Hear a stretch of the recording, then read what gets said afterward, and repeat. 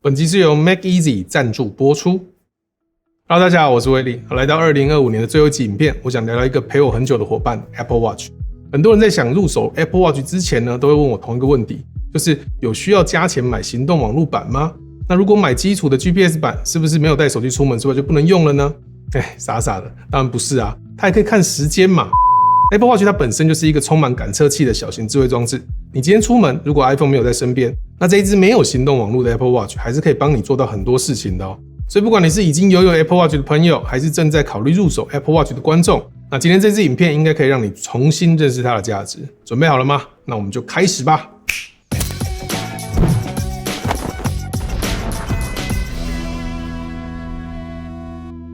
我们先聊聊 Apple Watch 那些内建看上去不怎么起眼，但其实很重要的功能。首先是计算机，不管是什么时候，只要有人考你99乘法表，都不用担心，只要抬起手腕按个几下，马上就可以算出正确的答案，完全不用怕丢脸。更方便的是，如果你跟朋友去店里玩，需要拆分小费的时候，一样直接抬起手表来按个几下，就可以把每个人要付的小费算出来，非常方便。只是在计算机里面，预设是没有小费功能的，所以如果需要小费功能的话，记得去 Watch 的设定里面找到计算机，把预设的百分比改成小费功能就行了。那设定好之后呢，回到计算机，你就会发现那些按钮变成小费了。这个时候呢，你输入金额，那按一下小费的按钮，就可以拨动旁边的数位表冠来调整小费的趴数，然后再设定一下人数，这样 Apple Watch 就会直接帮你算好一个人要付多少钱啦。不过目前 Apple Watch 上面的计算机还没有给汇率换算的功能，所以如果你出国想要即时换算汇率的话，我这边推荐一个好用的 App 叫做 Currency。它可以在 Apple Watch 上面离线使用，如果出国搞不清楚物价的时候，手一抬就可以换算汇率了。好，再来是手电筒。虽然 Apple Watch 的亮度不如 iPhone， 但应急的时候还是很好用的。像是看电影的时候，你如果东西掉到椅子下面，可以直接打开手表的手电筒，亮度刚刚好。它有3种模式，有一般白光、闪烁白光。那闪烁白光就是变成晚上跑步给车看用的警示灯，跟另外一个红光模式。那这些都是靠萤幕在发光，完全不需要网路，只要转动数位表冠就可以调整亮度。而且打开之后，萤幕不会自动锁定，还蛮方便的。当然还有最基本的，像是看时间啦、设闹钟啦、设码表啦、设计时器啦，这些听起来很废话，但这个就是回归电子手表的本质嘛。就算没有了网路 ，Apple Watch 还是一只很精确的电子手表。这对搭飞机非常有用，就算飞机上面没有网路，你还是可以设定闹钟提醒自己要活动了，或者是在煮泡面、敷面膜的时候设个倒数计时器。那平常走路散步或是运动的时候呢，可以用码表计时，这些都不需要网路就可以做到。好，在我们继续下一个必知功能之前呢，请先借我们1分钟，感谢一下这支影片的赞助商 MakeEasy。作为每日穿搭设备 ，Apple Watch 当然要与每日造型完美搭配。MakeEasy 现正推出多款表壳表带，防护、美观都能轻松驾驭。想走结实风格，那就带上 Odyssey 金属保护壳，航太级铝合金与高韧性 TPU 材质，双料包覆，给你军规等级的完整保护。再配上 Milanus 米兰不锈钢磁扣表环，全套金属材质，视觉更加分。强力磁吸表扣，轻松穿脱，简单调整，透气细致做工，佩戴舒适，不伤肌肤。想要更休闲的搭配，那就试试 Braided 编织表环，采用高弹性尼龙材质，兼具透气性与防泼水，舒适的同时还拥有 Outdoor 风采。想走简约风，那就换上 Skin 亲肤保护壳，采用 TPU 减震材料，给你360度的全面防护。再搭配 Skin Dual 表带，双面撞色，一条表带，2种风格，天天随心变换。当然，每款表壳与表带都有多种颜色任你挑选，而且也能互相交叉搭配，让你每天都能用不同风格秀心情。现在就赶快用苹果米盒专属优惠码，用更实惠的价格提升你的 Apple Watch 质感吧。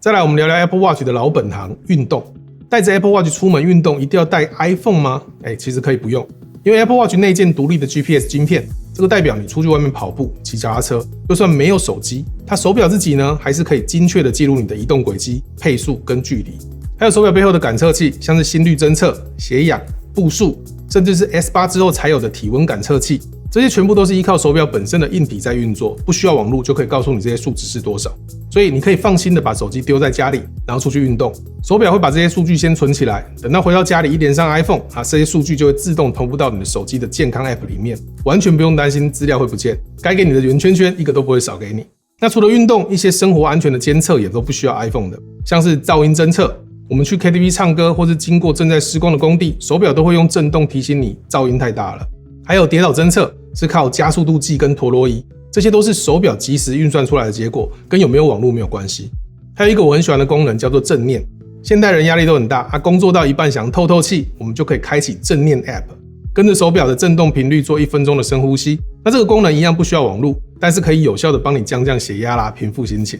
那运动完想要去超商买个豆浆、茶叶蛋，那需要带现金或是手机吗？也不用。很多人可能不知道 Apple Pay 是透过 NFC 来运作的，你的信用卡资讯是加密储存在手表内的安全晶片里面。只要 Apple Watch 有电，那按2下的侧边按钮就可以叫出 Apple Pay 来付款。这个过程完全不需要网络，也不需要 iPhone 在你的身边。不过有一点要注意，就是台湾人爱用的 Line Pay 或是接口支付这种用条码支付的电子支付方式，就真的需要有网络才可以产出条码。这种状况就一定要有手机在身边才可以了。那另外支援 Apple Pay 的大众运输，像是高雄捷运，你就可以按2下叫出 Apple Pay， 然后刷卡进站。那如果是在台中捷运的话更方便了，你只要开启快速交通卡模式，你甚至连按钮都不用按，手腕直接靠过去感应区就可以直接通关。这跟去日本用西瓜卡、去香港用八达通一样的快速交通卡模式，当然也是完全离线的。再来，如果你家有装支援 Apple HomeKey 的电子锁，或者是你有支援 Apple Car Key 的车子或是 Gogoro， 那 Apple Watch 呢就直接是你的钥匙。跑步回来满头大汗，你不用掏口袋翻钥匙，手腕靠过去就可以帮车子解锁。那回到家再靠一次就感应电梯，然后再到门口的时候再靠一次它就开门了，至少让你少带3把钥匙出门，无敌方便，真的是用过就回不去了。那这个时候可能会有人问，威力，我运动一定要听音乐，那怎么办？可以不用带手机吗？当然可以，你只要出门运动之前把自己爱听的、想听的音乐 Podcast 通通都下载下来就可以了。那操作方式也很简单，我自己会先在 iPhone 里面的 Apple Music 建立一个专属运动的音乐资料库，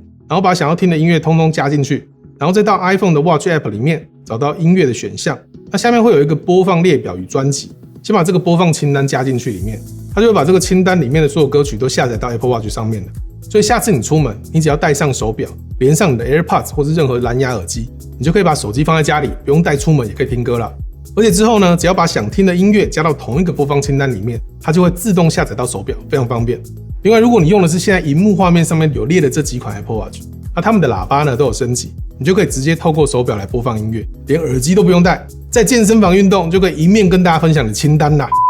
然后再来，如果在等垃圾车很无聊，你可以在 Apple Watch 的设定里面同步一个相簿，比如说我的最爱，或者是可爱的阿淼相簿。那这个有什么用呢？这个除了可以把照片设成表面之外，当你没有手机或是无聊的时候，你手表就是一组小相框，左右滑动呢可以快速切换照片，旋转数位表冠还可以放大缩小，它最多可以存500张照片，让你随时随地都可以看你自己可爱的照片。那再来，如果你在运动或是开车的时候突然有灵感，可以直接打开语音备忘录来录音，这个也是可以独立运作的，不需要 iPhone 在身边。那录好的音档会存在手表里面，等你回到手机旁边，它就会自动透过 iCloud 同步到你的 iPhone 或是 Mac 上面。还有像是行事历啦、备忘录啦、提醒事项啦、联络人这些，虽然没有网络的时候它不能更新最新的行程，但是已经同步进去的资料还是可以随时查看的。比如说你开会开到一半，手机没电了，你还是可以看 Apple Watch 上面的行事历，去查下一场会议是在哪一间会议室举办，或是查看通讯录里面的客户电话。而且就算手机没有电了，你还是可以在 Watch 上面新增行程。